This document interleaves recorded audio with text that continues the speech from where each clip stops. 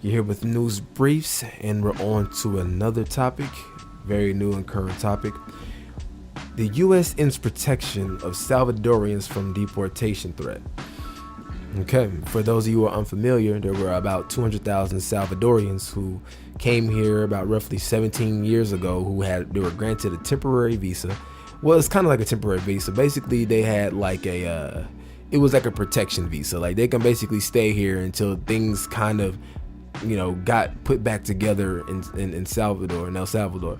So until their homeland got kind of fixed up a little better, they were allowed to stay here basically. So they were here, for 17 years. And, a lot of them didn't really get their citizenship. A lot of them did learn to speak English.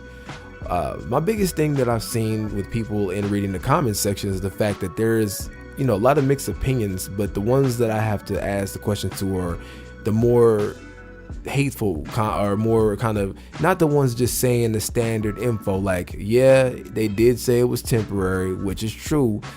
If you don't have your citizenship, you do need to be deported only because that was the law and that was the original term of the agreement.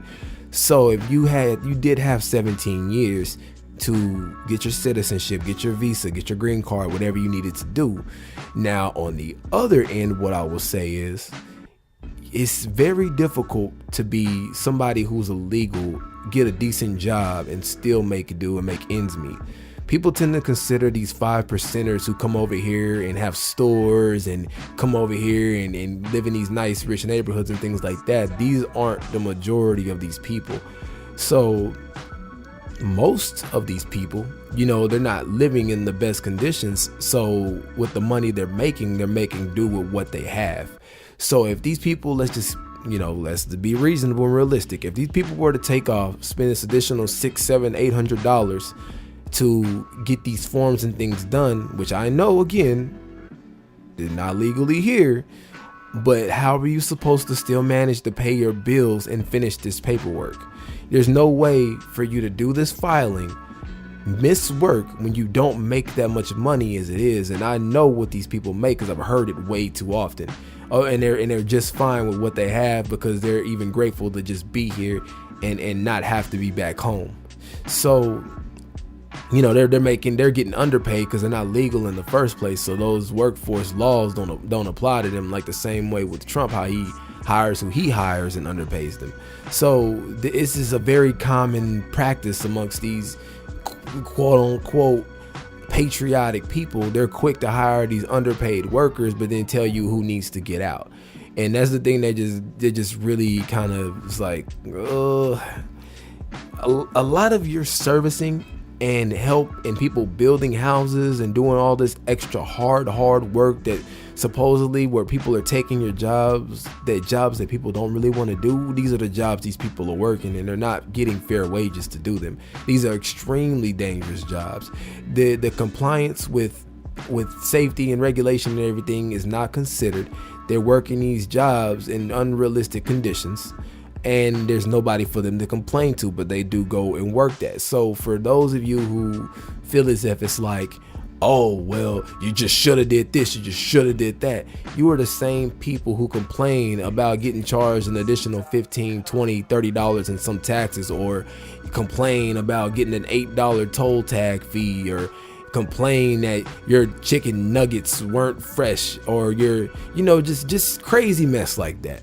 So you're telling me you can't handle something so simple, but you're meaning to tell me you can handle living in a basically a torn up environment, with no kind of resources, no kind of work. Where these people didn't choose to be here and it failed. These people were born here and it was failing. There's a drastic difference between I was born here and it became a failure. This was a failure that people were born into. This was a problem in an infrastructure that was not well put together that they were born into. So it's, like I said, the immigration laws should still stand. And if you didn't get it done, I don't even like using the term that, oh, you should have just got it done, because any real American understands how difficult that is especially when you're being held down by the I don't want to say rich, but the more wealthy, so per se, the ones who have all the biggest breaks and make it to where you have to do certain things to survive, and make it to where you barely survive, so you can't really make any progress. So that's just something to keep in mind for the next time people want to, say what somebody should have done or what they need to do. Just kind of be a little understanding and at least look at the process of what these people have to go through, what these people have been doing. If they've been working all this time, if they've literally worked every year until either they were incapable or they just lost their job, I feel like they deserve their citizenship. I feel like you deserve your citizenship. That I don't care if they say temporary or not. If you worked in America and you've had taxes taken out of your check, even if it's not filed with that paperwork, more than 10 years, or you worked more than 10 years, it should be default. You should have your citizenship. That's just how I feel about it. That right there is fair, especially when you were allowed to be here and prove your worth as an American and show that you were a productive individual. However, if you were here, you do not work, you're on benefits, you're not doing anything, you're not trying to do anything, you don't have any applications on record that you've attempted to get a job, which there are plenty of those, you need to get sent back home.